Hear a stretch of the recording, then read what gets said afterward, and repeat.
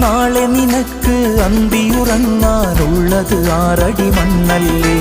നാളിന്നോളം ചെയ്തതിനെല്ലാം മറുപടി അന്ന് നീ പറയേണ്ടേ. നിന്നെ ചതിക്കുന്ന ദുനിയാവിത് കണ്ട് മയങ്ങേണ്ട കനവാണിത്. ആരാധ്യൻ അല്ലാഹുവിൻ അവദാനം വാഴ്ത്തുമീ. അവനിലേക്കാണല്ലോ നിന്റെ മടക്കം. പിന്നെന്തിനാ നിനക്ക് കൊതി ദുനിയാവിൻ ലഹരി, ദുനിയാവിൻ ലഹരി.